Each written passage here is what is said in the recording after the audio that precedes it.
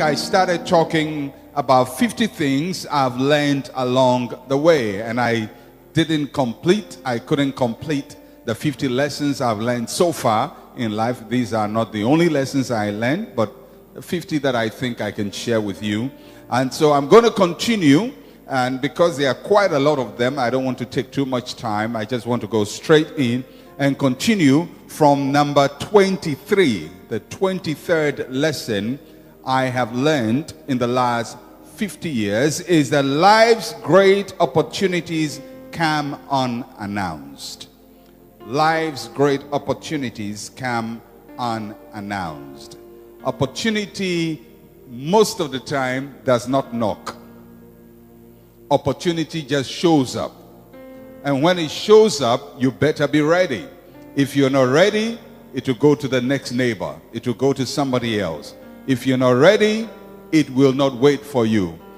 And most opportunities don't come in a way that we can easily recognize. That sometimes opportunity comes to you wrapped up in problems, wrapped up in a crisis, wrapped up in chaos. It comes from the wrong person. Somebody you thought should not be the one who should give you the opportunity becomes the opportunity. Sometimes something that is meant for evil turns to your good. A trap that is set for you becomes a stepping stone. So you can never tell what is going to happen to that which stands before you. Today it may look like a problem. Tomorrow it will be the solution that opens greater doors for you.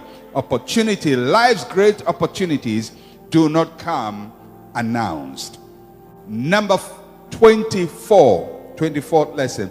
Change is constant.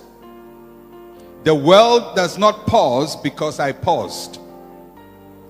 Life will go on whether you go on or not.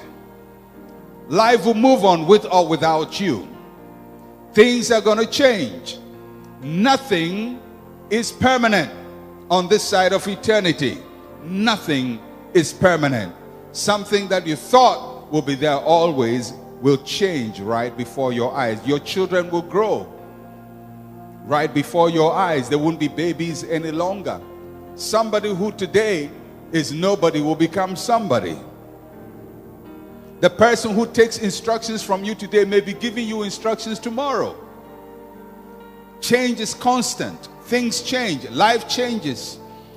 And when things change, whether you move or not, it will move. And life will not stop for you, pause for you, because you need more time. And just because you're going through a problem does not mean the world has stopped. The world will keep going. Just because you haven't made up your mind does not mean the world will stop. It will still going. One of the things you have to embrace in life is change. That things will change. The bad news is that we don't like change. We like things to be as they are, because we build our life around our comforts. Things that make us feel comfortable, that's why we build our lives. But things change, and if you don't move along, you will be left behind. Number 25th lesson. Elderly people deserve my courtesy and respect. They deserve my respect. Why? Because they are the picture of my future. When you see an older person, if he's slow, don't try to push him. He's just telling you how you look like 30 years from now. When you see an older person who easily forgets, don't laugh at him, because you will also forget 40 years from today. When you see an older person who is very unhappy because of the way he treated his children and the way he treated his wife, everybody has abandoned him. He's 80 years old. He's living alone. Nobody visits him. Don't be quick to criticize, because if you make the same choices, you'll also be 80 and alone. The people who are ahead of you show you what your future can be. Respect them. Even when they have made terrible mistakes, respect them, because they are your best teachers. They teach you how life can turn for good or for evil. They deserve your respect. And I think that as you grow older, the more you respect older people, just for the fact that they survived, is just respectable. Because this world is a crazy world. Number 26 lesson. People are people. I can help them, but I can't change them. That's one sober lesson I've learned in life. That people are people.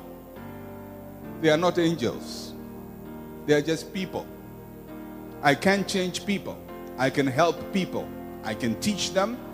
I can advise. I can counsel. I can support, but I can't change. And I've come to realize there are people you can help with everything in you, but they will never change. They will never change. You can advise them with the best advice, they will never take it. You can give them money, they will misuse it.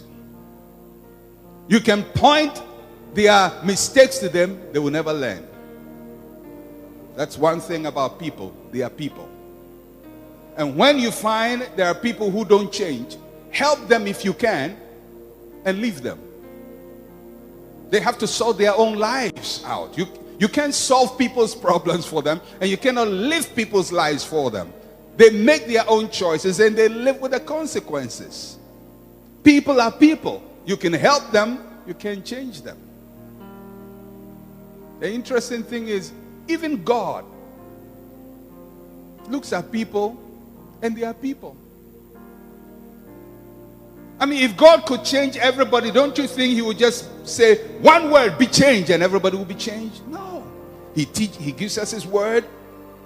He lets his Holy Spirit lead us. He will bring people to speak to us. But he can't change us until we make a choice to repent. When Adam and Eve were going to sin, where was God? You think he was far away? He was there. He created them. He planted the Garden of Eden. He told them, don't eat of that fruit. They went to the fruit. He was there. They picked the fruit. He was there. They took it close to their mouth. He didn't hit their hand. They ate it. Because people are people. You can help them. You can't change them. If somebody wants to be bad, they will be bad. If somebody wants to be stubborn, they'll be stubborn. Do your best to help people. Leave the change up to them. It's people's responsibility to make personal changes, not your responsibility to change them. And that's one of the things everybody should learn. Husbands, your wife is your wife. You can help her, you can change her. Wives, your husband is your husband. You can help him, you can change him. The bad habit he learned, he will live with it. Oh yeah, you better adjust. People don't change much. They change small changes. The same complaints you make 20 years ago, you'll find you are making it 20 years later. Number 27. You ready for this? Those who like to criticize others to me will also criticize me to others. So when you are listening to the criticism and say, oh, they did it, yeah, they are bad, oh, remember, tomorrow to be your record playing somewhere. Critics are critics. They just need a subject. And you are the subject. They won't criticize you to your face, but they will criticize you. Anybody who has a smooth tongue and talks a lot will talk a lot even when there is nothing to say. And when they have no subject, they will pull you on the table and talk about you. That's why you don't encourage critics around you. It's all right for once in a while people to share opinion about you, about something, or you're doing something and somebody comes and says, listen, I have this information about that person. I think you should look at it carefully. That's fine once in a while. But if it's somebody's habit where they're constantly bad-mouthing somebody to you, guaranteed they are doing the same about you to somebody else. You cannot be safe around a critic. You cannot be safe around a gossip. Anybody who spreads gossip to you is spreading gossip about you to somebody else. If you don't want it to continue, stop the gossip. Tell him, thank you, I've heard enough. Thank you. The last week one, I haven't fully digested it. So keep this week's one. And maybe next year you can give me another one. But if the person is always gossiping about somebody, guaranteed he's gossiping about you too. You are not immune, my friend. You're not the best person. People will talk about you. Number 28 lesson. Blame does not solve problems. It's one lesson I've learned.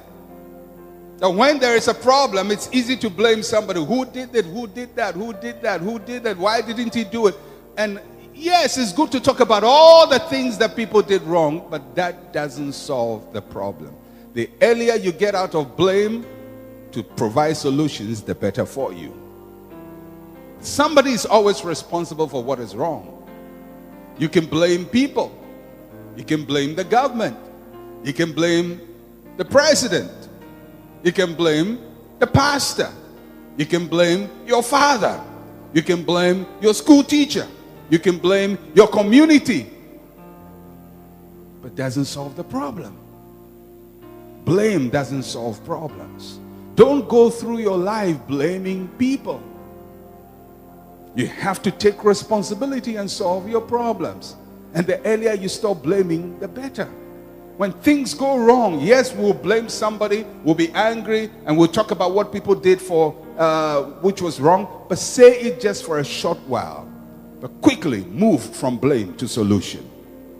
Because if you get frozen with blame and you just keep talking about the problem and who created it, you would never find solution. I think that's something politicians should start learning.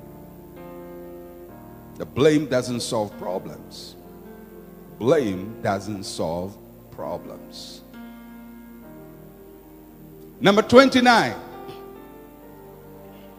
This one is an interesting one. People are complex. When you think you know them, they do something crazy. Isn't that true? When you think you know somebody, you say, oh, as for this one, oh, I know him. Then he does something, you start scratching your head. What happened? People are complex. They make crazy choices. Sensible people make crazy choices. They do silly things. And you wonder, what were they thinking? The question is, are you like that also? Do you do crazy things that you wonder to yourself, what was I thinking? What was going through my mind? Why did I do that? Because you are complex. You don't know yourself the way you think you do. I don't know myself the way I think I do. And sometimes when certain situations have not come your way, you cannot predict how you'll respond. If you've never walked where people have walked, it's not easy to understand them. And sometimes you can't even predict your own actions. There are things you say, I would never do, simply because you have never been put within certain conditions. And you realize you do crazy things yourself. People are complex. People will shock you. People will disappoint you. People will let you down. People you never thought will betray you will betray you. People you never thought will let you down will let you down. And sometimes people you never thought would be good. And people you thought were your enemies will turn out to be your best friends. There are crazy things that happen in this life. It's complex. Things are not always permanent. Things are not always predictable. You cannot always say somebody who's your enemy today will be your enemy forever. And you can never say somebody who's your friend today will be your friend forever. In life, I have seen people who were great friends who became great enemies. And I've seen great enemies who became great friends. I've seen people who stood and supported me also stand and try to pull me down. And I've seen people who tried to pull me down later try to support me. It's a complex world. It's a complex world. Things are not always constant. You cannot be sure who is your permanent friend and who is your permanent enemy. Just be open for change. When it happens, move on. Don't just stay and blame and just talk about, have you heard what they did? They did it. They've done it. And if you don't keep quiet, they will do it again. All right. So people are complex. When you think you know them, they do something unexpected, something crazy, something out of the blue. It's part of life. It's part of how we respond to life. Number 30. 30th lesson. I must not kick people when they fall. It's a lesson I've learned. We only stand by grace. It's very easy when somebody falls to add to his injury and kick him and insult him. Somebody sins, you go and condemn him. But remember, you only stand by grace. You only stand by grace. You have not been pressured the same way that person might have been pressured. You don't have the same set of circumstances. That is not to say what they did was right. But it's always important for you to understand what makes people do what they do, where they are coming from, what has influenced them, so that you can sympathize, you can understand, and probably you can help them a little bit better. So, when somebody is down, don't kick him. When you give somebody an advice and he doesn't take it, and then he takes another advice and it backfires, and he comes to tell you about how things have backfired, that is not the time for you to rub salt into his injury. That is not the time for you to say, you see, I told you, you should have done it, you see, and go on and on and on about how you are the best advisor and how he disobeyed you, and look what has happened. He's already down. Don't kick him. Help him to get up. When people are down, they need somebody to help them get up. When people sin, they need somebody who can help them to be restored. When you hear somebody has done something that is so out of this world, look at what has happened, don't be too quick to judge. Who knows? You have the same problems. I have noticed that people who quickly judge people and condemn people and speak with condescension about people almost always have the same problems they are criticizing. It happens all the time. I know I've heard stories and I've seen preachers who get up and preach and condemn. Somebody has done something wrong and they condemn what they have done. It's an insult to the body of Christ. It's a shame to the body of Christ. And they go on and on and on. Next 5 years, they're doing the same thing.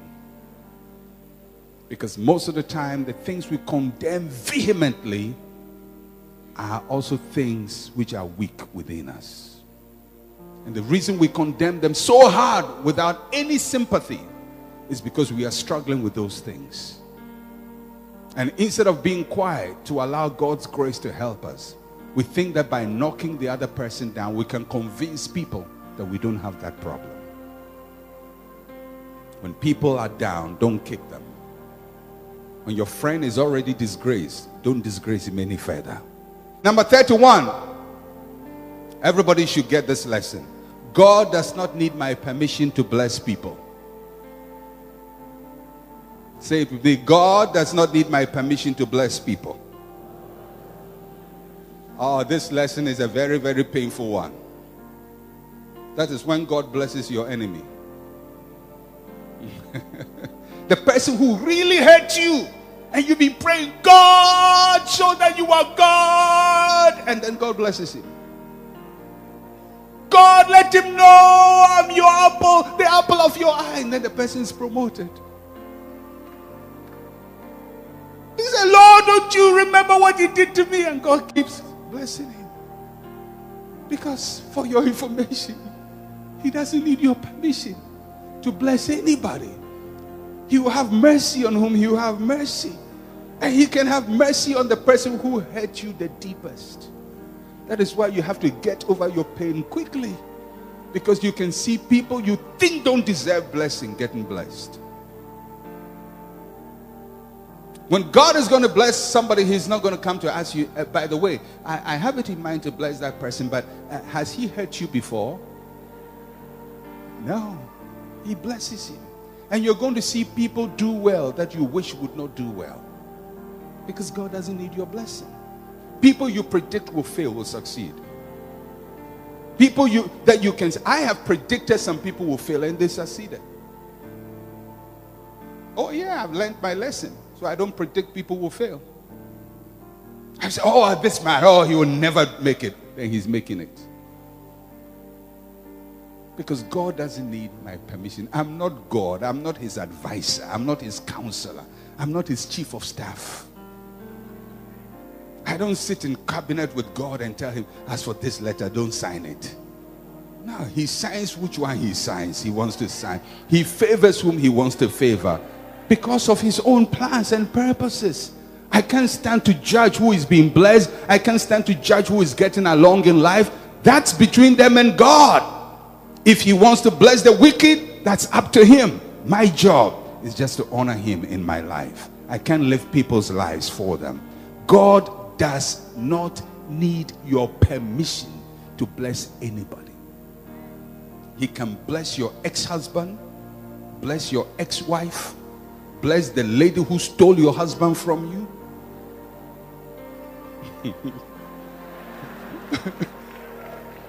That's God. Haven't you seen him do things like that? Learn your lesson. Don't think because you are somebody's enemy, he's God's enemy as well.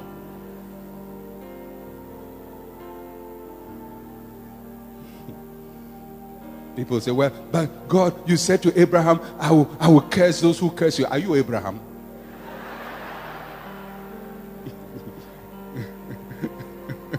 You are not Abraham. Just take it easy. You are just you. You are just John. You are Michael. You are Ajua or Afi. Yes. You are not Abraham. All right. Number 32. I cannot be everything that people want me to be. I cannot be everything that people want me to be. I can't satisfy everybody. I can't make everybody happy. I can't solve everybody's problems. I will hurt some people will hurt me. I can't do that. I can't be a pastor who visits everybody. If you get angry that I didn't visit you, too bad. If I decide to spend all my life visiting members of my church, I think even to the rapture I'll still be on visitation. I can't please everybody. I can't satisfy everybody. You have your own problems. I can't solve all your problems. So I can help you. I can do what I can. But I cannot be all that people want me to be. I try to be a good pastor. Try to prepare to preach. But I can't be all that people want me to be. There are certain problems, if you come to me with them, I can't solve them. I'll refer you somewhere else. You come to me with financial problems, I'll refer you to the bank. I'm not a bank manager. Sometimes people come to me, oh, I have this problem. I take them, go see a better counselor. Because you have a deeper problem. I can counsel you on that. You have to go see a doctor sometimes to help you out. I'm not a medical doctor. I'm just a man of God. A man of God. Not a God of men. A man of God. That's all I am. I can't solve all your problems. I can't presume that people come to me and I just wave a hand and all their problems are solved. I'm not God. I'm just a man trying to do the will of God. So I can't be everything, and sometimes I'll disappoint people because they expect too much from me. Some want me to be a loan officer. I can't be your loan officer. Go to Unique Trust. Go and get your 48-hour loan and let them pursue you. That's your problem. Okay. Number 33. I cannot hold on to people who desperately want to leave. That's one lesson I learned very bitterly, but I learned it. That when people say, I am leaving, let them leave. You cannot bribe them. You cannot appease them. You cannot try to compromise and negotiate, because by the time somebody tells you, I am leaving, they've decided to leave. And by the time their mouth says it, their heart has already left. I can't keep them.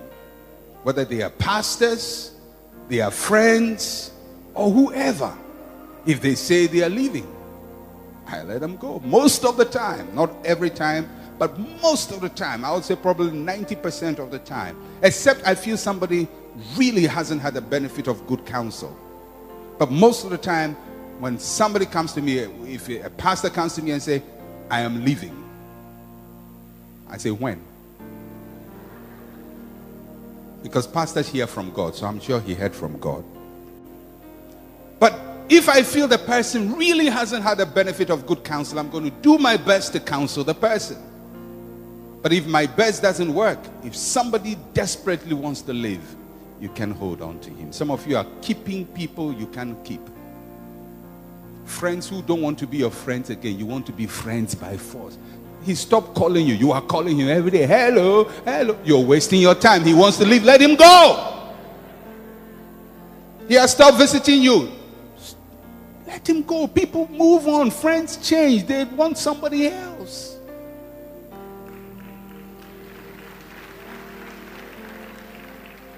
Because that leads to my number 34. Friendship is not by force. It's not by force. If your friend doesn't want to be your friend again, what can you do? Let him go. Let her go. They've stopped talking to you. Move on. They don't call you again. Move on. They don't visit you again. Move on. If you're trying too hard to be somebody's friend, he's not responding, move on. And I want to be your friend, and I visited you 10 times, and you've never visited me. Move on. It's not by force. Friendship is not by force. Sometimes people complain, and I visit you all the time, and I'm the only one who calls you, and you never called me. Move. Friendship is not by force. Don't force friendship on me. Don't tell me because you call me, I must call you. Who said I wanted your call in the first place? I visited you 10 years. Who said I was even happy when you visited me? Maybe I wanted you to leave.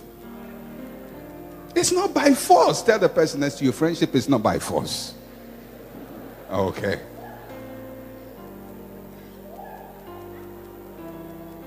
When my father died, your father died, I came to your funeral. And my father died, you didn't come. Funeral too is not by force. If you wanted to watch dead bodies and you came, fine. I don't want to watch yours. Go on, move on, get on with your life. Friendship is not by force. Number 34. When counseling people, I must leave the decision making to them. I've said a lot of that already. When counseling people, I must leave the decision making to them. As a pastor, one thing I've noticed is that people don't know how to make up their minds.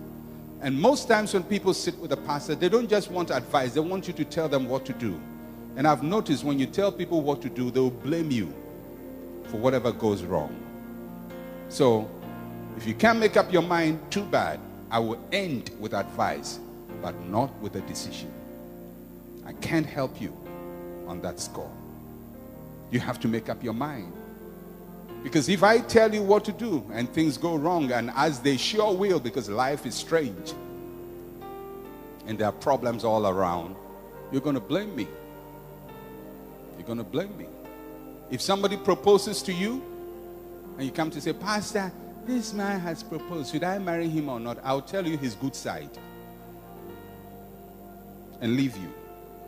Because marriage has problems. I don't want you to go and you have problems. And this man, I didn't want to marry him. And pastor said I should marry him. And I marry him. And look at it. No. Go ahead. Make your decision. When you go and it doesn't work out, it's up to you. I'm not to blame. So, and that's one advice I will give to every pastor. Don't make decisions for people. And even parents, don't make decisions for your children. When they grow to a certain point, advise. Show them the options. Show them consequences. Let them make their own decision. Because people must know they made this decision and they must have the courage to fight the struggles, the obstacles when they face them later. All right. Number 36. When I get desperate, I make mistakes. Desperation is not good. Desperation is when you want something so much that you can't wait. You fight. It's as if the whole world is coming to an end. When you get to that point, you're going to make mistakes. Esau got to that point of desperation just for a meal, and he sold his birthright. When I get desperate, I make mistakes. Make sure that you don't push yourself to desperation. Number 37. I have to rush a bit because my time is moving. I must be cautious showing off what I have. People resent it. I learned this lesson years ago. It happened when the church bought me a Mercedes-Benz car, 1988. And I was so happy. And I remember a journalist came to interview me. He was somebody I had known from my youth days, and he was now a journalist, and came to talk to me about the car that I've received. And I was so happy. There's an old friend. I was just showing off and talking about the Mercedes-Benz. And he wrote quite a nasty article about it. I didn't blame him. I learned from it. Because sometimes it's better to learn some lessons earlier in life than later in life. And from that time, I determined I would never show off anything I have. Because people resent it. You easily make enemies by telling people what you have. Easily. Easily. You build your new house. You want everybody to come there. Hey. A few people whom you can trust can come, but not everybody. Some people look at you, and from that time on, they scheme how to bring you down. Don't be a show-off. Don't tell everybody, do you see this, my watch? Or this, my shoe? Hey, this one, do you know? Only Michael Jackson wears shoes like this. Just wear it quietly.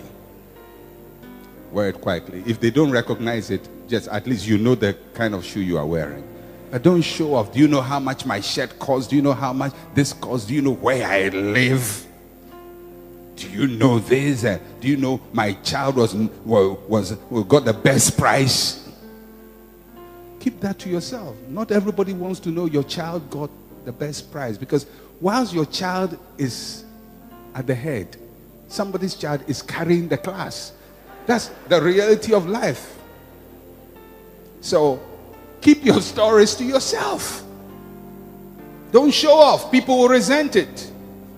It's sad, but that's the reality of life. Not everybody will rejoice with you over your victory. Number 38, to stay ahead, I must always think ahead. To stay ahead, I must always think ahead.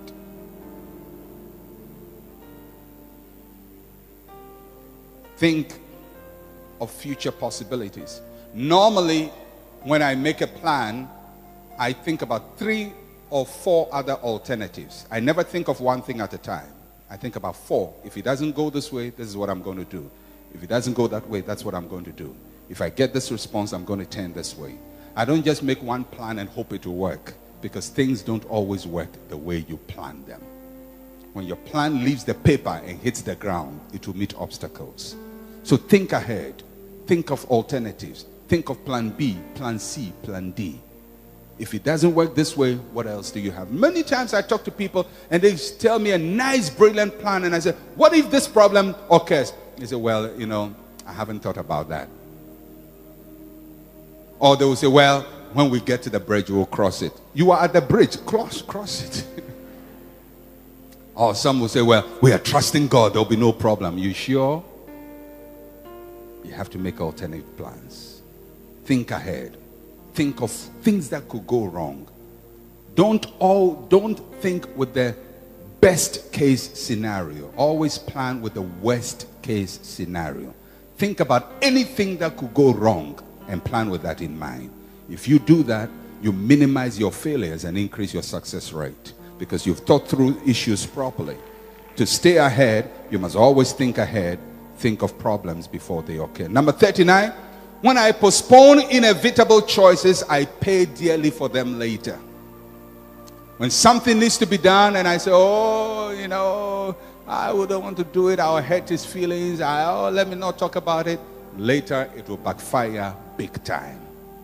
You will make that decision, but by the time you make that decision, the price tag is very, very high. If it's a choice, it's inevitable, nothing is going to change it, it's certain, you must say it. If it's in something you must say it. Pay the price early and manage the consequences later. When I postpone inevitable choices, I pay dearly for them later. Some of the saddest things that have happened in my life is because there were choices I knew I had to make. There were decisions to make, but I didn't make them because for whatever reason. Number 40. This is a good one. Cheap is costly. Quality pays in the end. Cheap is costly. I've learned that lesson that, you know, when you want to do something, they say it costs so much, you know the price, and you start to cut corners and cut corners and cut corners. You do the cheaper version. Eventually, the cheaper version is not able to solve your problem. You go back and do the quality version, by which time you are paying both for the quality version and the cheaper version. Cheap is costly. Don't be cheap. If it has to be done, make sure you do it well right from the beginning. Because if you go step by step trying to do cheaper, it costs you a lot. If you want to buy a shoe, save and buy a good shoe. Don't buy 10 cheap shoes. 10 cheap. Yeah, you may have 10 shoes in your wardrobe, but each one of them is stocking. Each one has opened the mouth. Each one. There are 10 of them. Because when you wear that shoe, you step and going forward, it leaves you behind. And cheap shoes are like that. Cheap everything is like that. Cheap furniture, cheap chair, cheap. Do things quality for once. And you don't have to come back doing them over and over and over again. I'd rather have one good shoe which can stand pressure than 5 shoes that can stand pressure, because all of them will leave you behind. Cheap is costly, but quality will pay in the end. Go for quality. And I'm not saying quality is always expensive, but go for quality. Not expensive, quality. Quality. Number 41. Investments that promise maximum profit for minimum effort are suspicious. After we've gone through R5, Piram, and all that, if you don't learn that lesson, you'll never be wise again. Anything that says you just put in this much and you'll get 10 times more, don't trust it. Don't trust it. It's suspicious. It's not going to work. Anybody who comes to tell you, pay this money and you're going to get that, and you look at it and it doesn't make sense, it simply means it doesn't make sense. Don't go for shortcuts, cheap ways, fast ways, quick investments. Somebody who is doubling money, something that promises you great reward without any effort, is suspicious. Unfortunately, human beings never learn this lesson. You know, when we had the Piram issue, when Piram collapsed, and everybody knew it had collapsed, then there was another company called R5. And people went to invest in the R5. And they collapsed too. And then another one opened, I've forgotten the name, and people still invested. And it's not just a Ghanaian problem. Recently in America, it happened. Good old America. Mr. Madoff with all their money. Number 42 lesson that I've learned. If I can't get it now, I can wait for it. Tell yourself, if I can't get it now, I can wait for it. Say it again. If I can't get it now, I can wait for it. Don't act as if you don't have it now, you will die. That was Esau's problem. If I don't get it now, I will die. You won't die. You will live. You will survive. You will move on. If you can get it, you can wait for it. Don't just let instant gratification drive everything that you want in life. You have to be patient sometimes to wait for things to happen. Sometimes you don't have it. There are many things I started life I didn't have. But just wait for it. And I've never been frustrated, resentful about things I don't have. Never. When I married my wife, we didn't have anything. Didn't even have chairs in the sitting room. Had to go to the church and borrow benches that nobody was sitting on, just plain benches, and paint them white just to glorify it a bit and put it in my sitting room. If you can't get it now, wait for it. It doesn't mean for life you will be sitting on benches, but this is where you are at the bench state of life. There are stages in life. There is the bench stage and there is the sofa stage. If you are at the bench stage, stay there. You don't have it now, but wait for it. And if you are diligent and you continue pursuing your goals and working hard, the sofa stage will come. And don't put yourself down, berate yourself, look down on yourself. Good times are coming. Tell the person next to you, good times are coming. All right. Number 43. I have to really run. Little things add up to become really big things. I wish I could say a lot about this, but I can't. But little things really add up to become big things. Number 44. When I am with more mature people, I must keep quiet, listen, and learn. When you sit before people who know more than you do, don't talk. Keep quiet, listen, and learn. Open your eyes, open your ears, learn from them. Don't show off, don't brag about the little things you've achieved. Number 45. I know I'm running, but time is against me too. 45. My body is God's temple. I must keep it clean and exercise it. I can't say too much about it. Number 46. The second service is coming. I have to close the service. All right. Number 46. I must treat the praise I receive like chewing gum. Chew on it a bit and spit it out. When people praise me, yes, it's good to get praise. And people say, oh, you've done this, you've done that, you've done that, you've done that. You chew on it. You get the sweet for the moment. But when it becomes routine, spit the gum out. You can't let praise stay in your head or in your mouth for a long time. It will begin to inflate your head. And in life, people are going to praise you. They're going to say nice things about you. Receive it, chew on it a little bit, and spit it out. Because you can't live your life on people's praises or on past glory. What you achieve today may not help you tomorrow. There will always be new challenges. But by all means, be encouraged by the praise you receive. But it's short term, chew on it, spit it out. I have 3 more to go. 4 more, all right? Number 47. I owe my achievements in life to God's grace and the sacrifice of those who came before me. It's very easy for you to think you are the beginning of everything. Without you, nothing would have been done. But people came before you. By the way, that's the picture of my parents over there. They're looking handsome and beautiful. It's just about when they married. All right. So, I owe my achievements in life to God's grace and the sacrifice of those who came before me. There were people before you were here. There are people who came ahead of time. There are people who prepared the way for you. There are people who sowed the seed. There are people who made the investment. There are people who read books that you wrote books that you read. There are people who taught you in school. There are people who came and sacrificed in your field and never got anything, and you came to reap. Most of the time we reap where others have sown. We reap where we have not sown. Don't take the credit for yourself. You only came at the last minute to enjoy the blessing. But for the grace of God and those who came ahead of you, you wouldn't be where you are today. Number 48. God is good even when I don't understand him. I will never understand everything about God, but I know he's good, he's faithful, his mercies endure forever. There's things that happen in your life, in my life, that doesn't make sense. And you wonder, where is God? Why is God allowing this to happen? But God is good whether I understand him or not. That's one constant I've come to know in life.